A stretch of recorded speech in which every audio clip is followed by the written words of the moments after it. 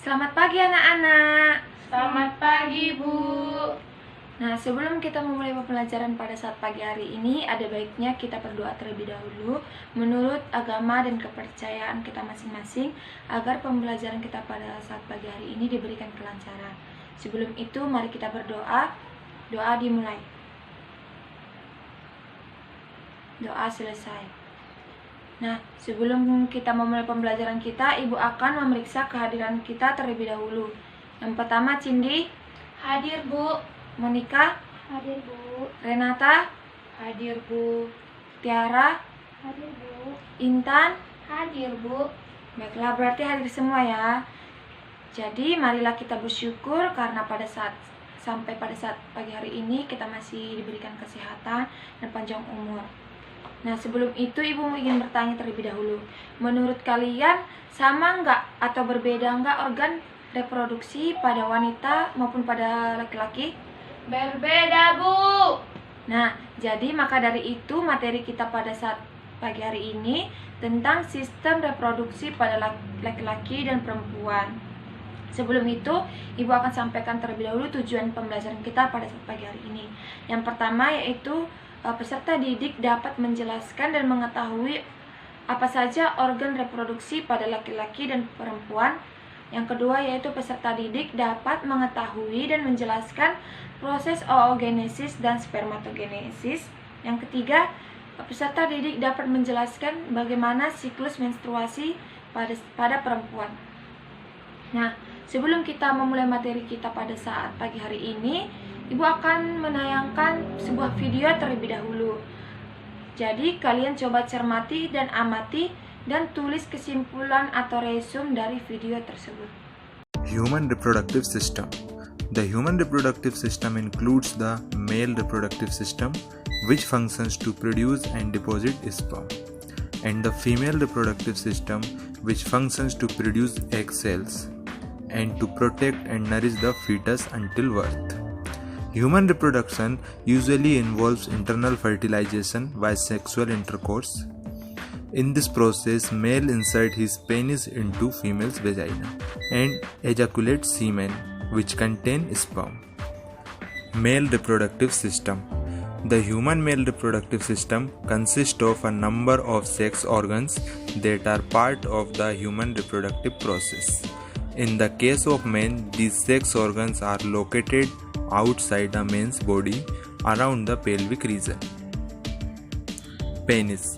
The penis has a long shaft and enlarged tip called the glans penis. The penis is the male copulatory organ. When the male becomes sexually aroused, the penis becomes erect and ready for sexual intercourse.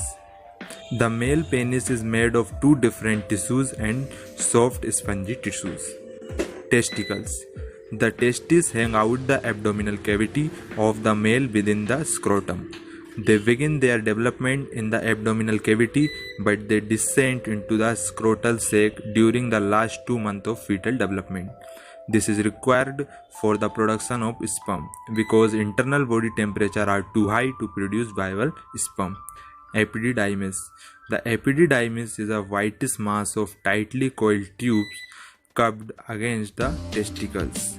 It acts as a storage place for sperm before they enter the vasa differentia. Vasa differentia is a tube that carries sperm from the testis to the urethra. Female reproductive system. Female reproductive system contains vagina, cervix, uterus, oviducts, ovaries. Vagina. The vagina is the place where semen from the male is deposited into the female's body at the climax of sexual intercourse, commonly known as ejaculation. Around the vagina, pubic hair protects the vagina from infection and it's a sign of puberty.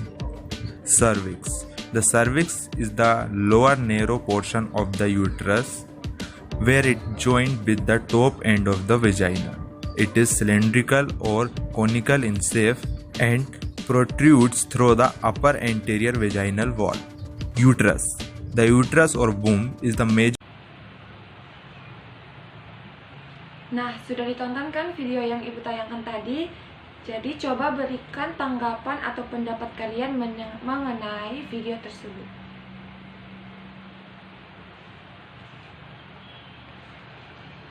Nah, jadi benar ya. Jadi berbeda, tadi kan Ibu sampaikan di awal, berbeda atau samakah organ reproduksi pada pria maupun pada wanita. Jadi berbeda ya. Jadi pada wanita maupun pada laki-laki itu sistem reproduksinya sangat benar-benar berbeda. Jadi di sini Ibu akan menjelaskan sedikit apa saja organ reproduksi pada laki-laki. Yang pertama itu kan organ reproduksi pada laki-laki ini ada bagian luar dan juga ada bagian dalam. Jadi pada bagian luar itu organ reproduksi pada laki-laki terdiri dari penis dan skrotum. Nah, apa itu penis? Penis itu organ atau saluran kencing atau saluran urin yang ada pada pria. Jadi saluran penis ini ada pada pria di bagian luar. Jadi dapat diamati secara langsung. Yang kedua itu ada skrotum, di mana skrotum ini adalah sebuah kantung dan seperti lipatan-lipatan kulit, yaitu yang namanya skrotum. Dan skrotum ini juga berfungsi untuk menjaga suhu testis agar sesuai untuk produksi sperma. Jadi pada bagian luar itu pada sistem organ reproduksi pada laki-laki tadi terdiri dari dua. Yang pertama itu ada penis dan yang kedua itu ada skrotum. Kemudian ada alat bagian dalamnya. Jadi alat bagian dalam itu terdiri dari testis, saluran sperma, uretra, dan kelenjar reproduksi. Itu bagian dalam tidak dapat diamati secara langsung. Jadi hanya bagian luar saja yang dapat diamati secara langsung. Nah, untuk proses pembentukan sperma atau juga yang disebut dengan spermatogenesis.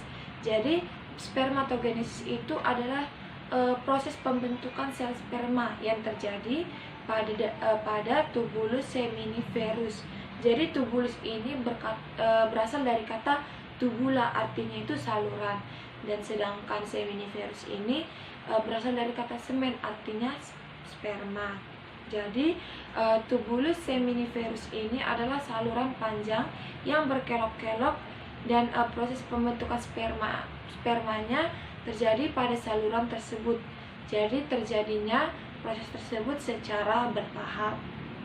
Nah, kumpulan tubulus ini sebenarnya struktur yang membentuk testis.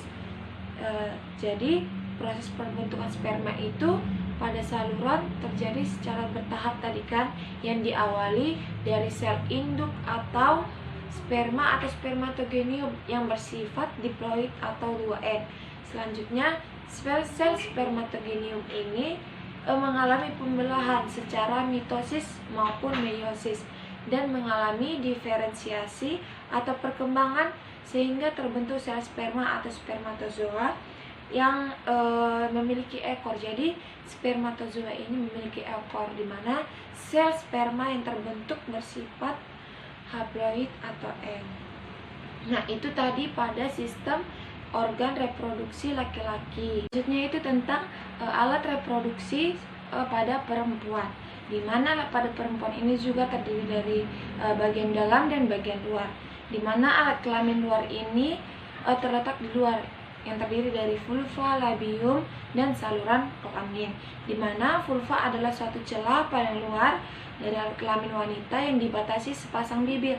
Ada bibir kanan dan bibir kiri. Nah, kedua bibir inilah yang disebut dengan labium. Jadi ke dalam vulva bermuara dua saluran, yaitu saluran urin dan saluran kelamin atau vagina. Yang kedua itu adalah alat kelamin dalam, di mana alat kelamin dalam perempuan ini juga terdiri dari ada tiga, ada ovarium, saluran kelamin, dan vagina. Yang pertama itu ovarium, di mana ovarium ini atau indung telur merupakan organ reproduksi perempuan yang terletak di sebelah kiri dan kanan. Jadi ada dua, ada kiri dan kanan rongga perut bagian bawah. Nah, yang kedua yaitu ada saluran kelamin, di mana saluran kelamin perempuan ini terdiri dari saluran telur atau tuba Fallopi, ada uterus dan vagina. Nah, dimana yang tadi Ibu jelaskan kan ada organ dalam. Organ dalam ini terdiri dari ovarium, saluran kelamin, dan vagina. Dimana vagina ini adalah saluran yang menghubungkan lingkungan luar dengan rahim. Dimana vagina ini juga tersusun atas otot-otot yang elastis yang dilapisi selaput membran yang disebut dengan selaput darah atau himen. Nah, di sini juga akan Ibu jelaskan bagaimana proses oogenesis pada perempuan. Di mana oogenesis ini adalah proses pembentukan sel kelamin pada perempuan, yaitu sel telur atau ovum. Di mana hal ini terjadi dalam organ yang disebut dengan ovarium. Nah, berbeda dengan spermagenesis pada pria tadi, yang ketika anak-anak dimulai puber. Oogenesis ini dimulai sebelum anak perempuan lahir. Jadi pada saat baru lahir, anak perempuan sudah memiliki bakal sel ovum atau sel primordial, di mana sel ini sebanyak 200.000 hingga 2 juta sel. Akan tetapi hanya sekitar 40.000 yang tersisa saat anak perempuan puber, dan hanya 400 yang akan matang atau berkembang sempurna. Sel telur yang matang ini diovulasikan atau dikeluarkan dari ovarium selama siklus reproduksi perempuan, di mana di dalam ovarium terdapat folikel yang berukuran kecil dengan calon bakal sel telur di dalamnya. Nah, oogenesis ini dimulai saat seorang perempuan berada dalam kandungan. Jadi sel primordial akan membelah secara mitosis membentuk oogenium atau sel induk telur yang bersifat diploid atau 2N. Selanjutnya akan terjadi pembelahan secara bertahap, baik pembelahan mitosis maupun meiosis, di mana pada akhir proses oogenesis ini dari satu sel induk telur atau oogenium akan dihasilkan satu sel telur atau ovum yang bersifat haploid N dan 3 badan polar atau polosid. Mungkin ini materi yang dapat Ibu sampaikan. Nah, sekarang silahkan anak-anak peserta didik duduk dengan kelompoknya masing-masing seperti yang sudah Ibu bagikan.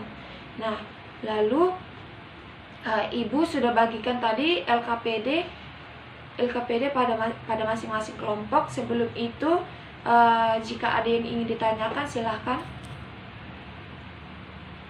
Baiklah, mungkin jika belum ada yang ditanyakan, silahkan kerjakan tugas kelompoknya masing-masing. Dan di sini akan Ibu amati. Jika ada yang tidak mengerti, silahkan ditanyakan. Nah, silahkan kepada masing-masing kelompok untuk membentuk kelompoknya masing-masing. Nah, jika sudah selesai masing-masing kelompok, silahkan mempresentasikan hasil diskusinya, dan kelompok lain silahkan menanggapi. Baiklah, terima kasih kepada kelompok penyaji. Hasil diskusinya sudah bagus. Berikan tepuk tangan terlebih dahulu kepada kelompok penyaji. Terima kasih. Nah, jadi sistem reproduksi pada laki-laki dan perempuan tadi dapat disimpulkan pada sistem reproduksi laki-laki terdiri dari 2, bagian dalam dan bagian luar, dan pada perempuan juga seperti itu, ada bagian luar dan juga ada kelamin dalamnya. Nah, sekarang juga Ibu ingin bertanya di sini, coba sebutkan yang kalian ketahui ada beberapa kelainan penyakit yang menular pada sistem reproduksi pada manusia. Nah, jadi kita sering dengar ada penyakit AIDS atau HIV. Jadi penyakit ini ditularkan karena penyakit menular yang disebabkan dari sistem reproduksi manusia, di mana penyakit ini disebabkan oleh hubungan intim yang bergantian, di mana seseorang yang terinfeksi HIV dapat menularkannya kepada orang lain, bahkan sejak beberapa minggu sesudah tertular. Nah, jadi mungkin ini saja yang dapat Ibu sampaikan dari pembelajaran kita pada saat pagi hari ini.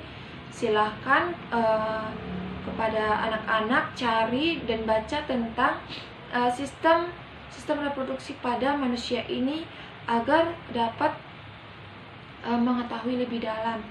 Mungkin Minggu depan kita akan bahas lebih rinci lagi bagaimana sistem reproduksi pada manusia ini.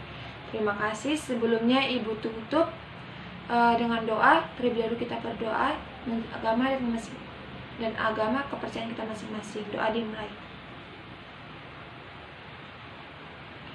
Doa selesai. Nah, jadi pembelajaran kita sudah selesai pada saat pagi hari ini. Ibu ucapkan terima kasih.